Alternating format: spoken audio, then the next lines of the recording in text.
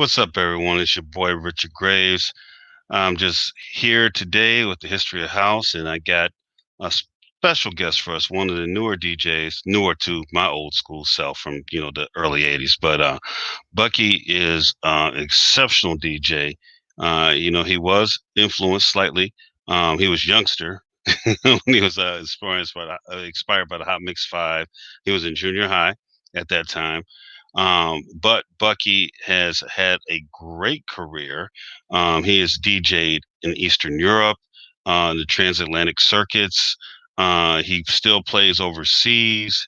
He has his own label, Night Sweat Recordings. Bucky, I got introduced to Bucky listening to him on Q101. He's just an incredible DJ, and I don't say this lightly. Anybody who knows me who says when I say somebody's one of my favorite DJs, they definitely got skills. He's definitely one of my favorite DJs. He gets down. But enough of me talking about him. I'm going to bring him up, and we're going to have a little conversation and get to know Bucky Fargo. What's up, man? What's going on, Richard? How you doing? Good to finally meet you. This is for everyone. This is the first time me and Bucky have actually ever talked face to face. Normally, we're talking on Facebook. A very long time online, right? And getting this debates with people at the same time, but nothing actually in person. It's good to finally see you. Good to finally see you too, man. And we kick off some interesting debates, though. It's funny watching people respond. All right. Well, first of all, Bucky, I just want to introduce everybody to you. Bucky Fargo is one of Chicago's own. He's one of the new era of DJs in Chicago. I think that we should be uplifting more. Bucky, I'm gonna let you talk about yourself. Like I said, I got introduced to you listening to Q101. I was going to work one night. I was working 11 to 7. Turn on the radio. I'm like, what the hell is this? Because nothing on that you want to listen to. And I'm like, who is this? So I kept hearing his mixes. I'm shazamming songs, trying to get to work, and I'm trying to get the station at the job, get it on, and just listen to your mixes. They were so incredible and fresh. And actually, you're one of the reasons I started DJing again. Really like publicly. Yeah, because I started downloading some of the songs. Oh, yeah, man. I mean, just hearing you, it actually inspired me to mix again because. It's one thing, I'm old school, so, we mix the old school stuff. I miss a lot of the Italo disco is my favorite stuff to mix. But of course the Chicago house and stuff. So, we do our thing, but man, the music you were playing and how you were playing it just inspired me, man. I went out and got my little Pioneer system and started rocking the house again, man. But that's awesome.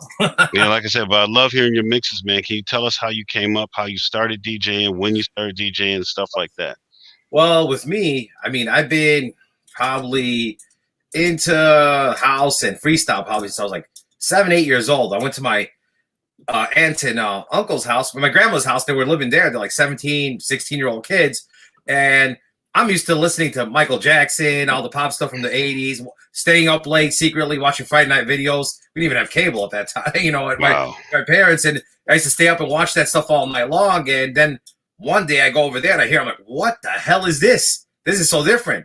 And, I think there's stuff that gets stuck in my mind, like Jody Torres, Cynthia, and like the Fast Eddie, stuff like that. It's like 88. So like right when all the hip house was starting to get a little bit big. And I heard that and it got me, I got into it more. But then it's probably like 91 where I'm like, this is what I want to do for the rest of my life. Because I started hearing like these the mixes coming out like from Bad Boy Bill, Julie Jumpin' Prez, and they would have those intros. And as a kid, you hear those intros, it's like, oh my God, this is amazing.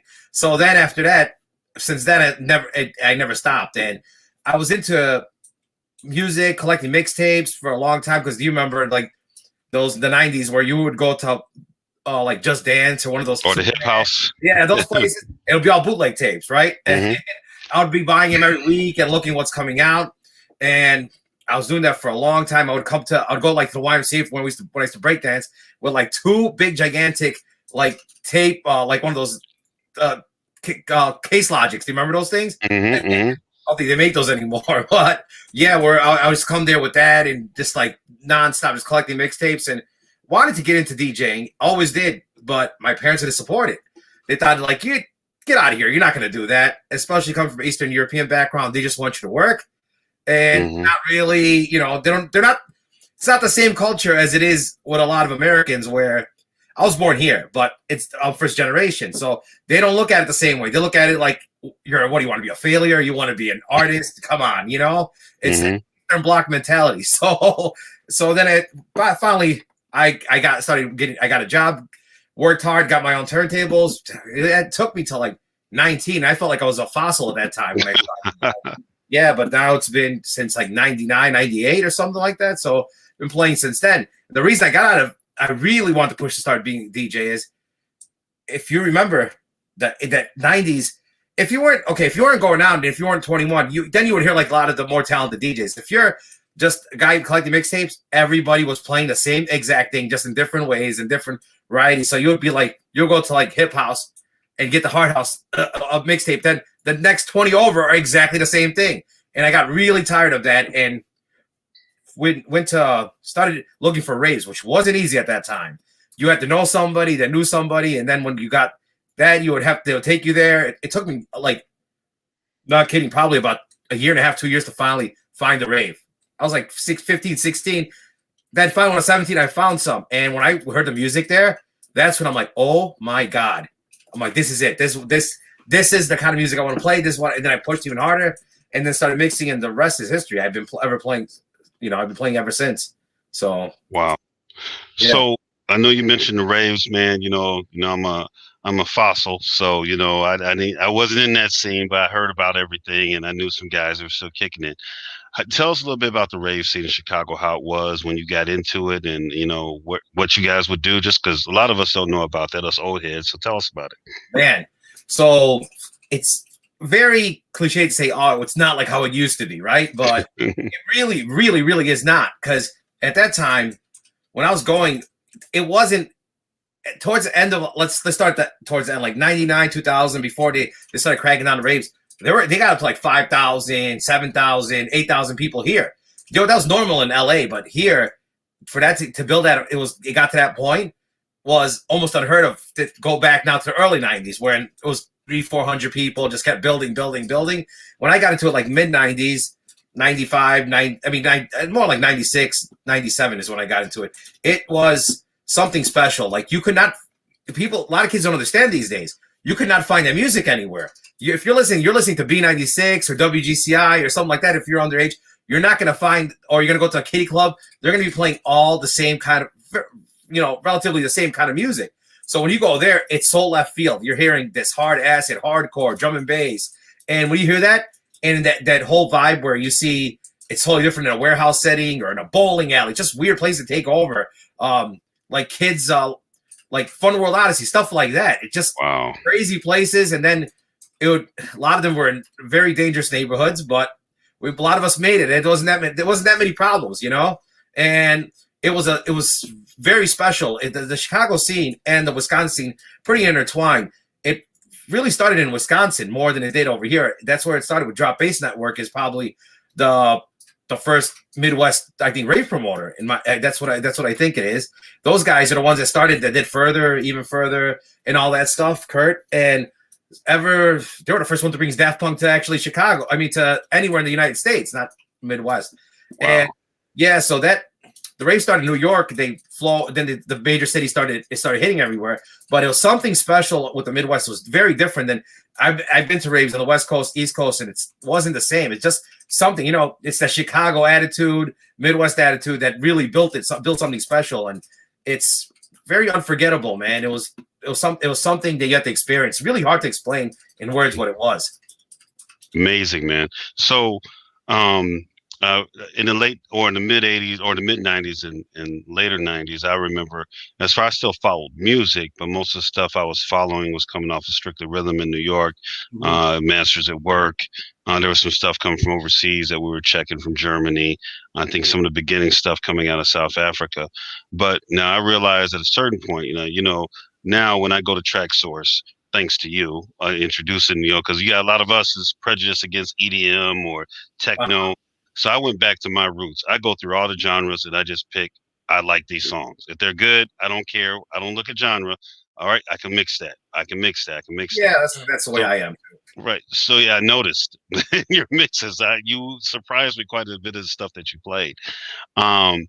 So back then, what was the primary genre? Was it a subgenre, or was it just you guys play what was good? What type of music were you playing? Well, me, it was. I mean, like I said, it came out of the Chicago house scene, which became more of like that hard house, um, stuff that you mainly heard like from UC and like IHR and stuff like that. But I wasn't really a fan of it, and I was a fan of the like earlier techno, like the 91, 92 techno that you heard coming here, Oh, like the Rotterdam stuff that you heard everybody playing, mm-hmm, like a Speedy J, Dominator, House of God, stuff like that. I love that mm-hmm. stuff, and still do. And but then remember like how the house came back like 93 and like you heard a lot of the Dage and Green Velvet Cashmere stuff. That shit, that's the shit. That was like, oh my god, I love this stuff. Then it fizzled out, and then it came that other all that booty house, and I wasn't a fan of it, and I really got tired of it, and I'm like, so I started looking for other alternative music, and I found Mike Dearborn's tape. I remember at Gramophones, I got that. I got Claude Young, The Exit. Those are the tapes that really changed. Hyperactive, Acid Revivals. Those tapes I heard, and they're so different than what was going on, and like more like on the pop side of. It's weird to say that the pop side of house because there at the time there wasn't, but the people that were in the know, there is the commercial stuff, and then there's a very underground stuff. And when I heard that, it really changed me. And then slowly, when I started, before I started DJ, I really got into like a lot of the stuff that came out of England, which was like the Bedrock with Digweed, Sasha, a lot of that stuff because I was listening to those essential mixes. That really molded me, and since then, I really haven't changed too much from where I started as a DJ. For the mixes that I probably came out with and stuff like that, and what I sounded like that, it sounds like a newer version of that. It's still I don't really look at the genres, but I'm very dark focused. Mainly, everything I play is really moody or dark. So that's all. That's the only way I can explain it. So I kept with that, and I just keep going with that. And I mean, I'll still throw in. Of course, I'm from Chicago. I'll still throw in a Happy House, Jack and House setting. Right. But for the main part, that's what I would play. Now, the era you talk about, I do remember when the Dage stuff kind of started coming out. I liked a lot of that. I liked DJ Sneak at the time, the stuff he was doing. Johnny Fiasco was doing some stuff. That was good. I know that we went into the more what they call ghetto house now. Yeah, that was, and don't get me wrong, I'm not trying to, be negative about any of our genres in Chicago because they kept the ball moving and they kept doing what they did. Yeah, definitely. Yeah, but I think I was probably at that time, I was like going in my, mid 20s. So I was like, it wasn't for me, coming out of the era, like I said, of Italo disco. And with Chicago house when it first jumped off, and then of course the b-boy electro music that we used to break to, like the Man Parrish stuff, so it was, I always looked for more of an adventure with music, because like you mentioned the techno, and I remember when I came back from the Marine Corps, there were songs like that, this Tetris song that was out, and I remember when Holy Noise made Get Down Everybody, that was kind of the beginning of seeing that, and I came back and stuff, it was not my style, but it was interesting enough for me to listen to, and it was different, so like at that time, if I went to Red Dog or went to Shelter or something, I heard the stuff being played and I liked it, so I saw which way it was going, and I think that stuff was great. I think everybody was working things out because it started like I'd say probably around 2010 or 2011 for me when I started listening. That's when I started paying attention to music again. The guys were doing a lot of stuff, and again, when I first heard you, I'm like, oh my God, who is this guy? Because again, I was stuck in my old Hot Mix 5 ways, so we were like looking down all these new DJs, whatever, but I was like, this dude is cold. I'm like, and then I heard some other guys that were real cold. Yeah. So go ahead. No, go on. No, I just got sorry to cut you off. There's definitely a lot of new guys from Chicago, and not everybody produces. I mean, there's a lot of guys. They're just really good DJs, and you'll see it a lot of these after hours underground events that don't exist right now, but if you like come to one of them, you'll be like, wow, there's so much talent out here that is unknown, and like they'll not try to compare them to other cities, but they'll destroy these other guys across. And, they're that good. The talent is still here, it never left, and it's just not represented the way it used to be. No, man, I wish you guys, like I said, I want to see you guys do a lot more because I hear the DJs overseas. And I know the Chicago DJs are the best DJs in the world. and it's just because of that heritage we have with the hot mix, but blending records and remixing records on the fly, and because like the technology we have, like I've done some stuff and I'm sending it to friends of mine in LA, and they can't believe what I'm doing with my record box or Serato, Yeah. because I'm re-editing songs. Okay, here we go, and I'm blending them, and if they don't match up, then I know how to use the pitch control, and so it kind of people, the way we get down is very different than a lot of other people. They try, but you guys, and again, I'm proud of you guys, because I had always thought, we had reached a pinnacle, like, yeah, there was a couple of you guys get down, but now I'm just so impressed by the young DJs and what you guys are capable of doing. And I wish you guys very much success, because, I hear about the dead mouses and the people filling the stadiums across the country or the world.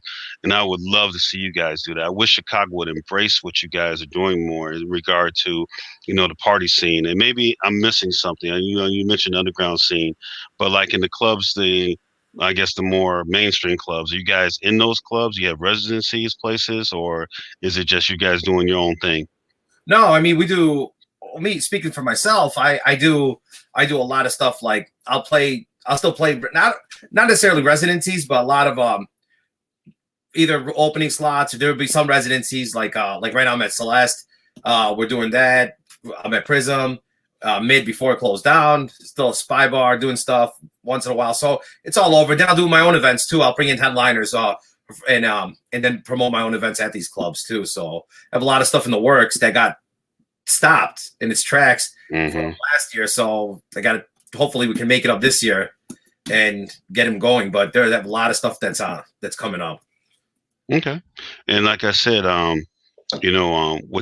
I hear you guys play is it's just energizing. It's energizing and it's inspiring. It makes me want to mix, and that's just like I said, coming from us old heads, we say, "Oh, that makes me want to mix." That's some good stuff, man. And in regard to your style of mixing, you're very precise. You kind of remind me of Julian, and how Julian Jump Perez, with how precise you are. You are so damn precise.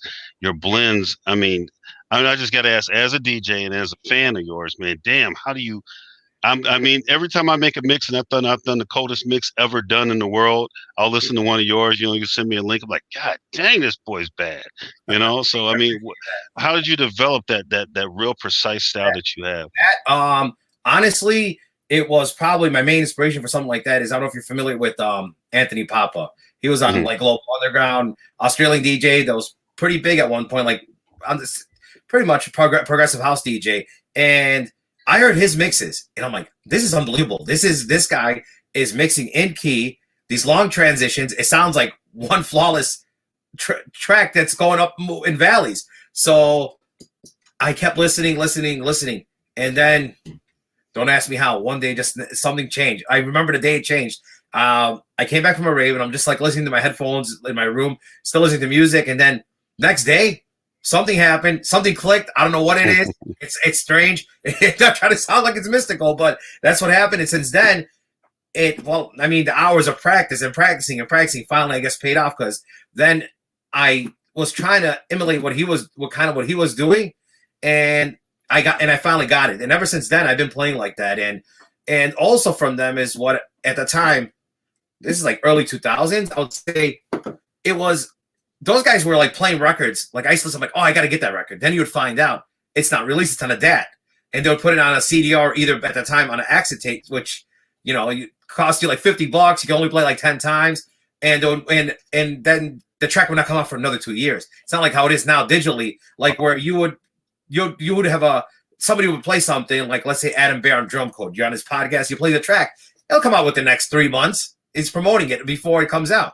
Not then. They would get stuff. It would not come out for so long, and wow. So then what I did is I'm gonna hit up every single one of these producers and give them pretty much a proposal. What I'm gonna do with it. I'm gonna play it on the radio, because I would do like guest mixes on the radio, this and that, and then also had my own show on show called Proton Radio, which was pretty big at the time. So I did that. Then I would get the tracks and then either put them on CDR or dub plate and play them. And then that gave me an advantage. So a lot of stuff I was playing would not be out for years. And It was still not released. So, you know, I'm like, if they're doing that, why can't I do it? Okay, they're going to get it because they're headliners. But, you know, you hit up the right guy, and the people that are produced want their music to be heard, especially when they heard that it's in Chicago. That's an advantage. So Mhm. you're telling me to play the clubs over here. They're like, oh, yeah, here you go. Don't share with anybody. So yeah, that's how. And when I got those tracks, I'm like, oh, I got to mix better. That's what I was getting at. I'm like, I gotta mix them like how they're, you know, I got to get better at it. And so, yeah, that's what it is. And I just kept going with it. Wow. So, you mentioned your radio career. When did you start going on the air? What stations were you on? You know, tell us a little bit about that. The first station I'll do guest mixes on B96, and that was strange because you know, they would be playing like more commercial stuff, and then I would come in with these mixes, and I got to be thankful for that because they were letting me do that for a while, you know, and I was doing that, did some mixes like for, then I was on Dance Factory on 92.7. I got put on there for a while, and I actually left to put on Q101 for the mixes. I left from there, and that's pretty much it. And then I did also the Proton Radio, which I had a show called Step Forward that went on for years. Had a lot of big guests on that, so I was focusing a lot on that, and that would get a lot of traffic on that site. It was really big in the probably mid 2000s. Yeah. Wow, man. So now when I got introduced, like I said, there was Q101. Oh, What there's happened there? also Because one day I'm like, what the hell? You know, I'm like, where's my show? You know, new management wanted a new format, wanted to get rid of it. And the show, from what I hear, from rating wise, was a top mix show in Chicago. It became That's the same story I heard about WBMX too. So like, I mean, what we had, you would have big mixes by Green Velvet. You would have all these. He was regular on there. We had so many DJs. I forget who we even had on the show because I mean we had some big names on there, you know, and there were a lot of guest spots, and a lot of people were listening to that, and they loved it. So there was still here a base that wanted to hear that music, which kind of, I mean, I would say WCI, then the new WBMX. Then and also B96, they kind of pulled away from that. You know, they'll either play old school house or they'll do commercial like hip hop. But hey, it was getting a lot of ratings and it was working. So then I just remembered I was on Kiss FM doing guest mixes. That was like what 103.5 when when everybody moved when they stole half the B96 DJs. So then I did a lot of stuff. I did a lot of stuff on XM radio too. Okay. Yeah. Now, do you have an online show now? I know you got your mixes on SoundCloud. Everybody who has SoundCloud, look up Bucky Fargo, listen to his mixes, you know, support him because, again, they're incredible dance music. You know, the old heads, you know, the people who only want to hear Jack Your Body, they ain't gonna be with it. But if you want to hear more than Jack Your Body and move your body, nothing against Steve Hurley or Marshall Jefferson, but if you want to hear some real fresh, new, incredible dance music, I encourage you to listen to Bucky's mixes because it's like I say, every time I listen to them, I'm always amazed at how just well produced they are. The mixes are flawless. And there's a lot of the music, man, that is just like mind-boggling. Track Source owes you some money, man. There's a few times I've been like, let me go to Track Source and download this and the other thing, you know, because you play well. So do you have any, like right now, are you on any radio stations or are you any podcasting that you do? What you got? My podcast, the Night Sweat podcast. I've been doing that for several years now, but when I was on the radio, it would take a back seat, but now I have it back doing them like on a regular monthly basis. So I got that going, and think I'm gonna start. I'm gonna start a new thing, and it's gonna be called Signalize, and it's gonna be about more Midwest stuff. DJs focused on them playing music that nobody would ever hear out, even if they're no name or someone that local guys or maybe some headliner guys they're playing across the world. I'm gonna have them on the show playing something that, you know, everybody has a brand. They don't want to stray too far away from it, but we're all DJs, right, at heart. So you're collecting all types of music that you're like, I'm not going to play that out. I'm going to keep that for myself, make it for the car. So I'm going to do a show about that just to focus, like, you know, random, something left field from every DJ. So that's going to be coming up soon too. Wow. And yeah, you're talking about fresh music. Yeah, that's another thing. You'll never hear me play the same track twice in any of my mixes. And that's why I search so much. When you say new music, I'm I'm looking constantly every night or every other night. Wow. Sit up for hours and looking and wasting money to get this stuff. But yeah, like even live, like I'll have a couple rotating tracks, but usually everything gets everything. That's the way I am. Everything will get retired, almost the whole entire folder with after that month is over, and I'll start over again. So, Wow. yeah. That's an interesting way to do it. I do know that like with the mixes I've been doing lately, for my friend Reggie Chandler's radio show, um, I realize I'm buying so much music now. You know, one, like back in the old days, you were broke, so you had to be very careful what you bought. Yeah. But now I'm buying so much music. The last four mixes I did, I might have repeated a couple of songs, and hell, I'm downloading some stuff sometimes now that I put in the folder, and I forget I have it, and I'm like, oh my god. So to me, that's just a testimony of music because I haven't felt that excited about buying music since maybe 1988. Because after 88, when BMX goes off the air, the stuff's in New York. We're buying the stuff out Strictly. Underground Construction's out. It's my guy, Carlos Gomez. So, there's a lot of stuff that was decent, but it just wasn't. That era just kind of felt weird to me. Maybe it was just the change of the guard. But when I was mixing in the mid 90s, a lot of it was just the New York stuff. And some of the overseas stuff I got. I think Ron Trent was making music, Glenn Underground, guys like that. But now, like I hear what you're saying, man, because there's just so much. I encourage DJs. There's just so much music out there, and don't limit yourself by genre. Don't go just okay. It's Jack and House. I'm from Chicago. No, go Yeah. through all the genres I and would just not do that. yeah. I would say as advice, don't do that. And you look through the other genres. Look, don't paint yourself in a corner like that. It's not fun, to be honest. Everybody's doing this for fun, right? I mean, you love what you're doing. And if you're looking for music, I go through everything. I go through Beatport, Track Source, Bandcamp, everywhere, just like looking and looking. But that's another thing. People love to say that it's too much. There's too much going on. It's watered down. It's just too much music out there. I actually like the fact nowadays there's one plus other than the price of music from paying $15 for an import back in the day when you're working a $6 an hour job. Yeah. Well, that wasn't fun, but no, that nowadays you can build yourself what you have to go to a record store on a Tuesday at Gramophones and hope that the buyer for whatever section you like bought the good stuff and you're going to go by his taste. Right now you have at your fingertips hundreds of thousands of tracks. So if you look long enough, you're going to find exactly what you want to represent as a DJ, and that's what I like about right now. You can mold yourself to whatever you want. Just don't. As advice, like I said, don't probably put yourself in a corner and just look in one section. Now, of course, again, I'm old head, so I haven't been to your parties.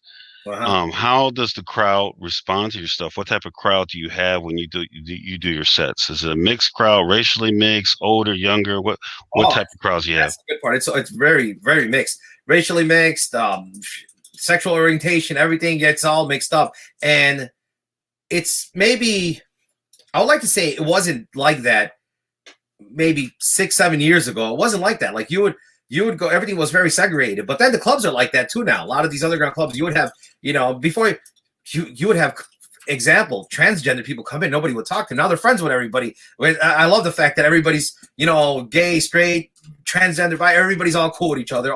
It's thrown out the window, especially at these underground parties and the later stuff that happens after the clubs. It's real. That's why people love it so much. Very raw and real. So one of the rare things that's probably still like that. Well, man, that's good to hear. I remember when I first started spinning, going to the clubs. There was a club called Generator on the like not too far from UIC. The mid before, yeah. Yeah. It was Generator. Let's see. But now you've educated me because I never got to go to the mid. I just got heard about it. But I remember going there, and it was a gay club. There were gay people and transgender people, but during the house time, we knew Ron Hardy and Frankie Knuckles and all these guys, so we didn't have a problem. We didn't care. I mean, we talked to gay guys and transgender people. We didn't care. It was all about the music. We all loved the music, and it was what it was. So I'm glad that I think we were a little open to it in the mid late '80s that we didn't care. Then we go through this goofy era. I don't know what caused all the. Well, there's a few things I do know that caused all the super segregation in Chicago. So it's good to hear that you're getting back to people enjoying the music and dance music bringing people together, because that's what it was about. It's pretty cool at the end of the night when you see the lights come on and you see black, white, North Shore, South Side. You're seeing transgender people, straight people, and they're all having fun. They're talking, and they're still bullshitting, and they're staying. You have to kick them out because they're like sitting there talking. And sometimes Wow. you see them even asking at there's one guy that's always going to start asking questions, and it's cool because they get educated. I actually heard it with my own ears. Like the people are asking, like, I'm not, she's like, don't be offended, but I just want to know. And they educate them. And there's a lot of people that change that I know they're coming to like these parties that I'm throwing or any other promoter. And next thing you know, somebody would come in very close-minded, talking shit about why are these people here. Next thing you know, they're best friends with these people within a month or two. It changed. That's I love the fact that we get to do that. Man, you give me some hope there, man, because we talk politics a lot, and Yeah. this current political environment where everybody's so at each other's throat, and there's so much, we don't like this, we don't like that, and people not wanting to listen and learn from each other. It's good to know that music and our music, because I still call that dance music our music, Yeah. because of the home of house music, Chicago, of course. It's good that it's uniting people, because that's what it's about. If you hear old songs like Promised Land, it's about uniting people. Yeah. And that is good to see that's happening, and it's inspiring. Now I know you spun in Europe too. How is that? How where have you spun in Europe, and how was it? I played in Hungary, Slovakia, Czech, Serbia, and mainly Eastern Central Europe. And I was out there sometimes for months on end. And I'll play. I have a lot of family out there, so I would just stick out there and then take gigs and just keep going. And man, it's something else. I loved it. I'll put it this way: they're much more intense about the music. Their parties go much longer, so you don't have that 2, 3, 4 a.m. license. They just keep going and going and going. Wow. And these people do not give up. They love it. They're just out there. I mean, they're fueled by a whole bunch of stuff, but they keep going. They're really intense about music, and then there's so many parties that would go drive like 2 hours from. It'll be a small village with a population of maybe 2,500 people.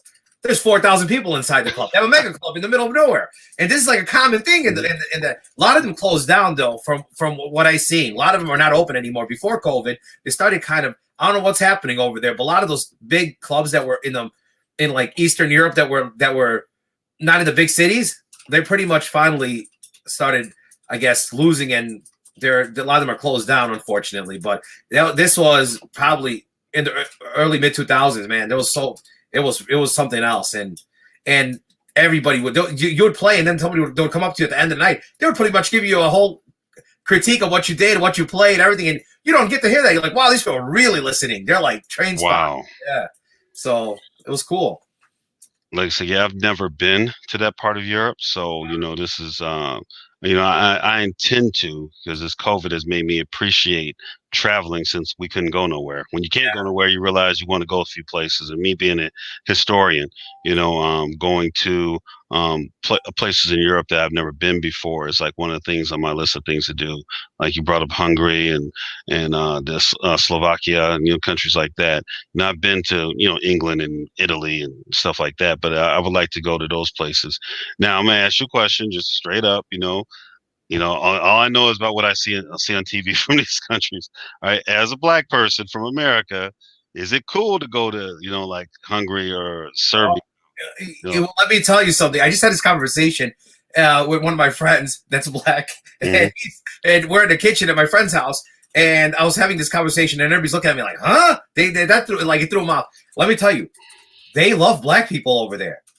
They love them. Like, when I was out in Hungary and by my in-laws like for 3 months once, and there was a small little club that I would go to, and there's no Americans at the time, nobody speaking. This is the early 2000s, and I see a black guy there. I'm like, oh, I go up to him and start talking. He has an English accent. I'm like, he's from here, or he's from Europe. So, but that was my first experience. I'm like, oh man, let's see how they're gonna react, right? Every guy wanted to buy him a drink. every girl wanted to leave with him. He left with 3 Wow. girls at the same time. I'm just saying that's Well, my first experience. But in general, no, they're really nice. They're it's not what you would think it is. They're pretty cool. well, that's good to know, man, because we hear different things. You know, I mean, you're always gonna have the that's everywhere. yeah, you're gonna have those skinheads and Yeah, we got them. We got them here. They're like the gangs over there. It's not to them even more about racism. It's more about them just terrorizing people and trying to make money. Well, I wish you had told me this 30 years ago before I was a married man. Not not only take the drinks. I can't leave with the 3 girls, but I'll take the drinks though. And it's there's a lot. You believe it or not, there in Serbia, there's actually a lot of there's a big black population. They speak Serbian. They play accordions and sing and everything. It's when I first seen it, wow, I had to laugh because it's just so weird and odd to see something like that. But you see a lot of that over there. Yeah. wow, that is surprising.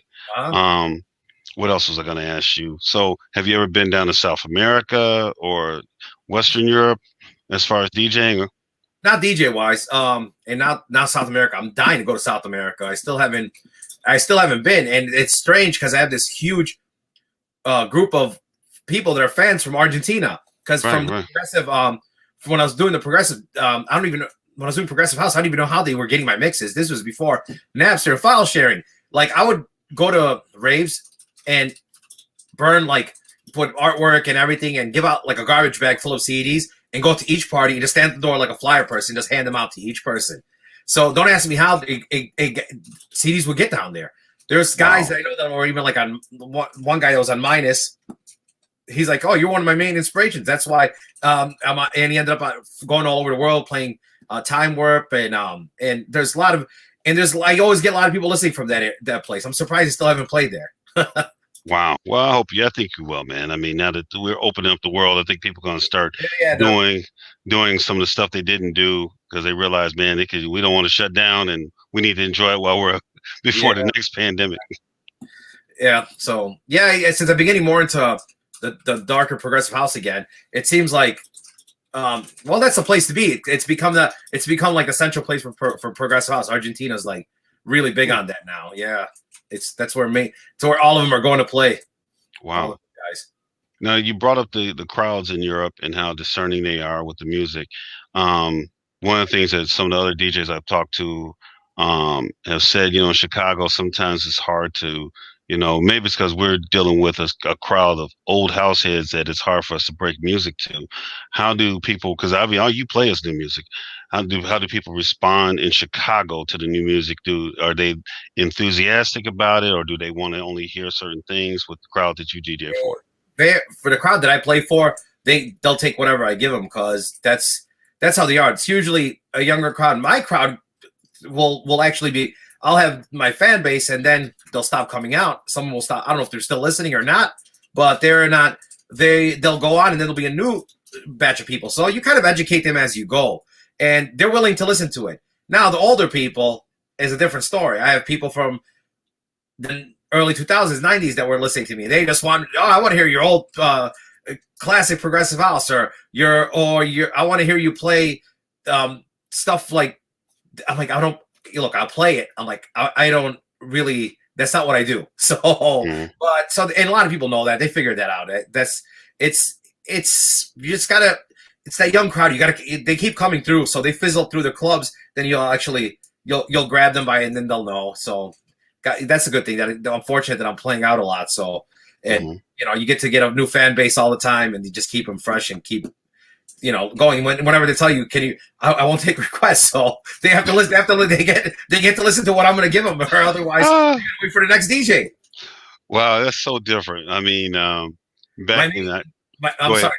My main problem is I'll play tech house, and there's an ongoing joke about me with tech house online because I'll put out these memes like just trying to blast it. I love tech house. These guys, and I love my friends that play it, but I try to step away from it a little bit. I was playing it for a while. I'm like, okay. It's like, this is not my thing. And now I'm like, I'll try to be a little bit more underground. I'll have that issue. That's an issue I do have at parties, especially underground parties. People hey, can you play tech house? And I'm like, oh God. I'm like, I can't. So I'm still limited to how much I can pull. There, it's not like I'm constantly educating people. I still gotta Mm-hmm. I still gotta play what they want to hear. I'm not gonna play exactly what they want to hear, but I kind of get hey, like every DJ, you're doing a job. You got to get stuck. You have to play what they want to hear. So yeah.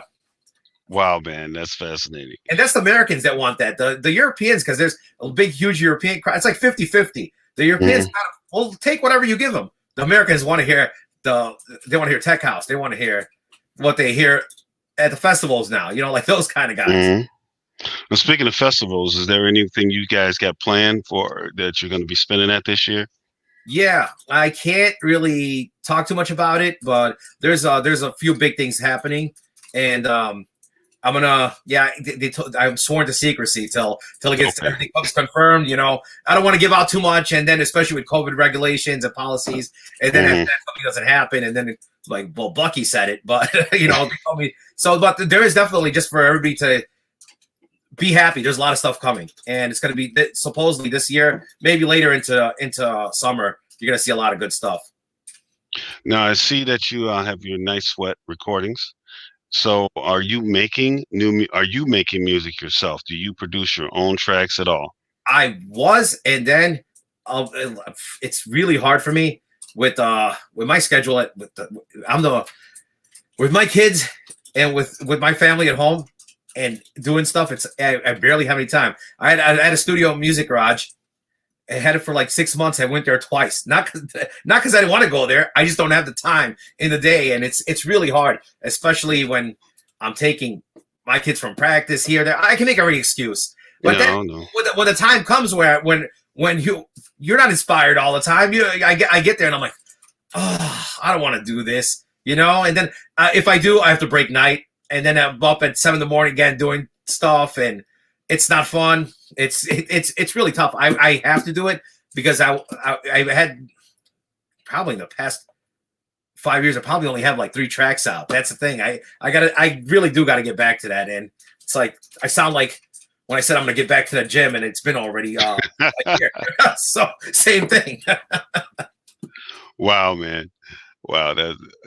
So I was going to ask you, as far as who you listen to, you know, as far as DJs, who are some of your favorite DJs that you listen to that you actually, because I tell people as a DJ, I like listening to my mixes, you know, and then there's some people like you, Mario Reyes, of course, my guys I spin with from Aurora, you know, I listen to their stuff. But it's kind of hard to listen to people, you know, they got to really be coming with it. So, I mean, who do you like? Who you listen to? That's another conversation. I'm in my car and I'm listening to my mix, and my friend's like, "Do you only listen to yourself?" He's like, "What are you, a narcissist?" I'm like, "Well," I'm like, "Let me tell you something." I'm like, "The reason I became a DJ is because I hated the mixtapes that were coming out. Why?" I'm like, "I gotta play music that I want to hear in my car. That's why what I'm hearing in the car is what I like. If I hear anybody else, of course, there's guys that are awesome. Right now, there isn't that many guys that really impress me. The last guy that really impressed me, and I'm like, I love listening to this guy, and every mix that came out, I'm like, oh my God, I gotta get this. I gotta listen to it. Was Maceo Plex. Okay, but I heard of him. His style changed a little bit. He's more electro now, and it's not my thing. So I kind of stopped paying attention to what he's doing. Other than that, it's not too many guys. I'll just like randomly start listening to podcasts and see what I can grab my attention. But it's like you know, a lot of stuff that I listen to is practically what I'm making, or I'm listening. I'm an old man now. All I listen to is talk radio. I never thought that. I always still listen to my dad. I'm like, I used to be in the car with my dad. I'm like, why is this guy listening to this crap? Now I find myself doing the same thing. That's all I do. I know exactly what you mean. I hit that era when I was just listening to BEZ and BBC, and you know. But I agree, and let me let everybody know, it is not arrogant. I'm gonna let you guys know it's not arrogant for DJs to listen to their own mixes, because I listen to my mixes all the time. The thing is, we know what we like. We play a certain type of music, and we're constantly listening to ourselves, trying to get better and to do better. So it's not like we don't like other DJs. It's just that I mean, when you are able to make your own mixes, it's like being a chef and being able to make your own food. You know, it's kind of not often you're going to go out to eat. You know, you're just you know what you like, and you know how to make it, and you're constantly, you know, tasting your food, trying to see how I can make this better. And you want to make stuff better, so when you present it to people, people appreciate the craft that you've done. So like I said, when I said, you guys heard me the other day talk about the chosen few DJs, I said I'll take every one of them twice on Sunday, except for maybe Mike Dunn. As far because as a DJ, our egos are like, I'm the best DJ ever. I mean, everybody thinks that, especially me if I have a few drinks, and then my wife is like, "Oh no, here he goes again." I'm like, "I brag about something?" She's like, "Are you serious?" I get it. It's in all of us, no matter. I don't brag to other people. I only brag to her, which thank God I don't go around with like, "Listen, I got to tell you something about myself." Right? Well, I can't talk, man. I have people emailing me because my mixes start off with His Imperial Majesty Richard Grace. Was like, "Are you serious?" I'm like, "Absolutely. What's the problem with that?" Yeah. Oh man. So as far as, are there any artists that you like? And it could be any music genre. What artists do you like to listen to? Man, there's so many of them right now. Who I like right now is this guy named Framework. I don't even know if it's a guy or if it's a duo. And they've been coming out with a lot of stuff lately, and they're really good. There is let's see, there's a lot of stuff. I'll say labels that are coming out with a lot of stuff that is good. There's a label Dear that's pretty good. Obviously like Celador, that's on Dave Siemens label. Then there is with techno more. There's Planet Rhythm. There's a lot of those are the labels that come with it. There's Naked Lunch and when it more harder stuff. There is more of a label guy than I am now with more of a producer themselves. It's because the labels are very like they're really fine tuned. You're gonna listen to one track, the rest of the catalog's gonna sound very alike now, and so I don't know if they're giving out drum kits and kits to these guys and telling them this is what you got to make, because I'm starting to think that this is what's happening. I don't know if I'm out of the loop or not, but yeah, there's those are some labels that I really like. There's a lot of new guys, man. It's a lot. I try. That's what I'm saying, because I go through so much. I just try to stay. I don't let myself get too focused on one name and just look for. But I'll keep. There's Paul Deep is good. That's another progressive guy. So yeah, I mean, top of my head, it's hard to say. There's so many of them. Well, it's apparently your fault that I hit that progressive house genre when I get to Track Source or Beatport. I go, okay, let me start here. Afro house, the Caribbean house, the techno house. I will listen to any genre, and I'm just glad I always find good songs in all the genres that I listen to. I mean, I go across, and there's always something good, fresh that I like, So yeah, they're getting a good chunk of change. They're lucky I'm working a good job now. So it ain't like when I was young and working at McDonald's making $3.35 an hour. I was like, okay, do I really need 2 copies of this? Yeah, that's what. Don't tell me about it. I used to work at an oil change place, getting paid like $5 an hour, and then commission on selling stuff. And I have to work 3 hours for one record, and then you would regret it. That was the worst. And there was what else was it? Yeah, there's some records that I was buying from overseas from Australia ended up costing me like $40-$50. But by the time they're shipping here, they wouldn't use any distributors in the United States. And I found some like stuff that some other like Anthony Pop or Digweed would play at the time, or Sasha. I'm like, it was so hard to hunt down those labels. Oh my God. Because they wouldn't even exist over here. Then I became a buyer at another level. I became the progressive house buyer, and that's when I kind of started bringing that stuff in. I started bringing it in because I cut around the distributor and just started going straight to these labels and making deals with them, and then they would send off promos. So my whole section, like the progressive house, was all white labels. I would be like 3 months in advance before you would have it anywhere in Chicago or anywhere in the United States. It would be on my wall, so it was all white labels. And yeah, that's what I was doing. I cut out the middleman, just went straight to the labels and made my own deals with them. Hey, man, I can't blame you for that. Shoot, and it helped out a lot of DJs. Now all these guys were getting music 3 months in advance. So, yeah. Wow, man. So as far as what you DJ with now, I mean, obviously we all have 12 somewhere in our house. Are you using Serato DJ? Are you using Record Box or Trackster or Pioneers or CDJs? And what are you using? I just use CDJs with USBs, with flash drives. And that's it. I don't even use Record Box. I tried it once. I didn't like it. And everyone's like, you're not using Record Box? I'm like, I seen someone before. I'm like, put it in, and it didn't. It was like, it didn't. I guess the firmware was not up to date, and then their USB didn't work. And I'm like, I'm not gonna have that. And to be honest, CDJs are easy as is. I don't need that counter and the wave in front of me perfect and depend on it. There's already and I'm not trying to show off, but it's just like, do I really need that? I feel I have my own method of madness when it comes to when putting my records, organizing my tracks, and all this stuff. And you can't teach an old dog new tricks, because I don't want to learn all these color folders and all that stuff. Yeah, man. Well, you know me, I'm from the old 12s and that's it days. I was talking to Jesse De La Pena the other day, and I hadn't seen Jesse in like 25 years. Jesse invites me to Club Debonair, I believe it was, up north. And it was a day that I was probably about to go to jail for hurting somebody. I put up some on Facebook. I said, hey, me my DJ friends, because I didn't have any equipment at the time. You know, can I come spin? And I had the flash drive, so I had spun at a few people's with the CDJs with the flash drives. So he gets me over there. He has Serato. And I'm like, oh, my God. But he's using it with the 12s of the controller. He plugs me in. He has to show me how to use Serato. And then after he showed me, but he let me mix for like 2.5 hours. It probably saved some people's lives, honestly speaking, that day.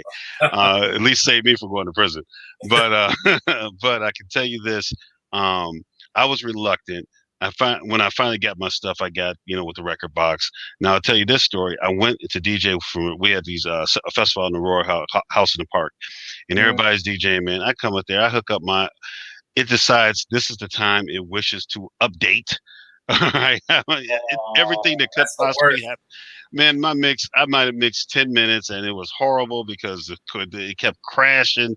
So I use it at home, but I think I might, have that backup where I could just, pull out my flash drives and just, okay, let me put the CDJs on and just do what you do. So I can understand being reluctant, because I've seen that happen before. And then the DJ's hands are like this, shaking. They're like, I don't know what to do. Sweat's coming down your forehead. I don't want no part of that. That's why I keep it simple. I came from 1,200 days, so I learned how to mix on CDs on these little Gemini S CDJ. Oh God, those were hard. Those were impossible. You think belt-driven Gemini turntables were bad? These things were 10 times worse. You had to ride the pitch all crazy, like that, to keep it on beat, and that got me actually better at that. That's another reason I got better at mixing. Is just they were so hard that anything else became simple. That's why. Yeah, so I don't need record box. If it's not broken, don't fix it. No, if it's working for you and you're doing what, shoot, man, listen to your mixes. I was like, damn, I thought for sure you had some type of NASA technology or something, man. No key mix buttons or like anything to give me any of that stuff. So that's another thing. I learned how to key mix by ear, and then I'm like, am I really key mixing, or am I thinking in my head? And then I actually analyze the tracks, and I'll be like, G minor, G minor, G minor. I'm like, oh, I guess I do got it right. So yeah, you got an ear for music, man. I mean, back in the day, Ralph Rosario, when his mixes, and we figured it out later. When we used to listen to Hot Mix 5 guys and those of us who emulated them, we'd hear their mixes, but Ralphie's were always something special. Wow, Ralphie's mixes just that good. But he had what we call perfect pitch. He could hear he knew what key they were in instinctively. So he wasn't even just doing on beat. He was mixing songs that were in key. And that's what made his mixes flow so well, because, we were just throwing stuff. And if it didn't work on key, okay, wait for the drum break and then go from there. So it was, it's pleasant to see that you young guys are, listening for that and doing that. And like I said, I hope don't give everybody credit for that. I'll take credit for that one. I'll do that. Well, on yourself, by your ear, you can do it by ear. But now these guys with software, I've noticed that they use it to put stuff in key. Honestly, I don't even think about that when I mix. I'm like, either I like the song, I hear it, maybe I'm doing it naturally because I'm hearing the mix in my head. This goes with this, like a puzzle to me, and I'm trying to take you on a trip when I do a mix, trying to go somewhere, I'm the same way. It's like a lot of people think I'm crazy when I do this. Like, I'll go through, say for this month, I'll have a folder of all the tracks, and then after that, I'll go play somewhere at a club or even a festival. I played in front of thousands of people. I have no idea when people are like, what are you gonna play? I'm like, I have no idea. I'm just gonna. Wow. So I never plan anything, and I'll go there and I'll bring my new folder where I only listen to the tracks maybe for 30, 40 seconds or each one. So then that's why you'll see me a lot of times with two headphones. I have both headphones on. I'm going through. I'll have a track playing, and I'll go through the tracks. I'll be like, keep going, next. Oh, that one's in key. This makes sense. Forward a little bit. I'm like, I'll bring that in. I'll bring that in. So, and then at the next month over, it's all gone again. To starting over with the same. Yeah, that's wow. I don't That's think not a lot of people do that. No, that's incredible. That is literally incredible that you say that. Now, there are times I've gone to parties and just take credit records to do what I do, but I know the music for the most part. You know, with us, it was big in knowing the songs and knowing what it was going to do. So that's brave. I gotta give it to you because I hate being surprised by a song that I think is like sometimes I've done that. It's like, oh, the song sounds pretty good, and I'll start it off, but I haven't listened to the whole song yet, and it's going good. Then it goes south on me, like, oh my god, this is horrible. You Yeah, know, they oh, kind of happened to me on a live stream, and this is a lead I turned a couple days ago, and they have all new equipment. They had the V10 Pioneer, the 3000. I have to learn it on the fly while I'm doing this already because this is of me just going through tracks. While I came out with 2 mixes for someone else's a guest mix and a podcast, and I'm like neurotic with it. I'm trying not to play the same tracks I played on these podcasts. So wow. I'm trying to. So now I'm in my February and March folders, and I'm trying to go cherry pick out stuff through it and not go through those tracks. Then I kind of limited myself, which is not fun. It's not. I shouldn't have done that. And then I played a couple tracks. I'm like, oh my god, what is this? Like, why did I play this? The middle of it sounds like happy hardcore. I'm like, oh no. But yeah, I know what you're talking about. Yeah, I've been caught like that. But then sometimes I'm pleasantly surprised. I'm like, oh, I didn't know it was going to do that. You know, I was like, oh, wow. You know, it goes somewhere different and nice. You know, so Yeah, I think most of the time, for me personally, most of the time, I think that's what happens. And I mean, if you have a good ear, you'll mess. That's why just go through and scroll a little bit further into the track. You'll know. But yeah, if you have a good ear, you're gonna make some good mistakes. Well, besides from SoundCloud, where can we find you? And everybody, I'm going to put links on going forward when I have DJs on. Like I'm going to put some of Jesse Delapinia's links on from last week, his shows. Going forward, when I post on our Facebook page for the History of House, when I post the DJ's interview, shortly after that, I'm going to post some links to where you can actually hear their music and hear them spin. So tell us, you know, where would you like for me to direct people, or where do you want to direct them? They can go to my Facebook, Twitter, Instagram. If they just put in Bucky Fargo, they'll find them. And what else? Mixcloud. But majority, if you're looking for music, it's gonna be all on SoundCloud. I put up all my mixes mainly on there, all the new ones at least that will be on there. And if you want to contact me about anything, just Facebook is probably the best way. I check my band page and also my regular profile on a regular basis. So if they want to contact me, that'll be probably the best way. Just look up Bucky Fargo; they'll find both of them. Okay, cool. And I'm gonna tell you guys something. You know, I searched Bucky because again, this is my first time doing one of the guys that I call the future of dance music in Chicago. You know, there's guys I've dealt, you know, I'm still gonna interview all my old school guys because History of House, obviously. But it's just interesting. You know, I didn't know much about your career. As I read, I was like, oh, this guy's been around. You know, I just like I said, I know what I like when I hear it. And let me tell you, people, one more time. I don't want to sound like a fanboy, but let me say this. It's very rare that there's a DJ that makes mixes that I listen to all the way through without trying to fast forward or, you know, I mean, yeah, you may not like all the songs, you know, and that's with anybody, but I do like how he mixes it. It keeps me interested. And I'm going to tell you something, man. Let me tell you who was in that category of people that I listen to their mixes like that. Um, let's see. From back in the day was Steve Hurley, Ralphie Rosario, Farley Jack, Master Funk. Those get Julian Perez, you know, my guys. Other than that, DJ Sneak, Fast Eddie. When Fast Eddie DJs house music, he's incredible. I love listening to him. Derek May from Detroit, you know, I love listening to him mix. And I would say Kenny Dope Gonzalez, you know. I haven't heard that name. Yeah, and you know, and of course my friends like Mario and my guys that DJ with, but man, I just really it's an honor to talk to you in person. It's an honor to be able to interview you because again, I've been a fan of your music for these years, and like I said, we've talked on Facebook about things, but I just and like I said, I enjoy when you send me those links to those mixes. I'm like, all right, cool. I could put it on. I can work out. I could do something. I don't gotta, and it's refreshing because it's not my mixes, so I'm surprised by what's being played. Well, thanks for having me. I appreciate it. All right. So again, anything you want to say to the people, you know, about where you're going to be? I know there's just follow Bucky's social media, man. You know, there's some stuff coming up that they can hit me up about. Can't talk too much about it, but Also, I have Celeste coming up in 2 weeks. We do Thursdays monthly over there. Yeah, just contact me, and then because now it's a little bit hard to get into places. They have to do reservations to sit down, and with COVID regulations. So they can contact me, and I'll set them all up if they want to come to any of these places. All right. Well, I intend this year to come out hear you at least one time. All right. So if you see the old black guy with the gray beard in the back, it's just me. I'm chilling, So I won't be fraternizing with the youngsters, but I will be listening to your mix, man. Because like I said, I enjoyed. Believe it or not, there's a lot of people that are probably older than you. The crowd is very wide range now at these places. That's good. Yeah, I won't feel bad. A lot of them from 20 to 50 something, man. They're all right. Out coming out. I don't know. I can't imagine myself go at 50 something still coming out. I'm going to be asleep and waking up at 5 a.m. already. All right, man. Well, like I said, thank you for coming on the show. I truly appreciate it, man. We'll keep talking. I'm gonna have to have you on one of my politics shows so we can rant and rave about some of this stuff. Let me say this.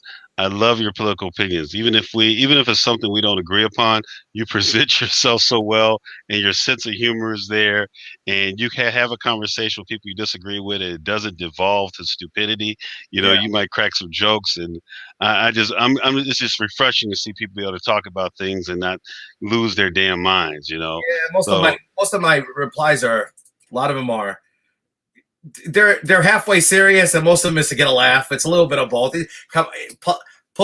Politics are serious, but they're pretty comical, especially these days. So, a lot to make fun of.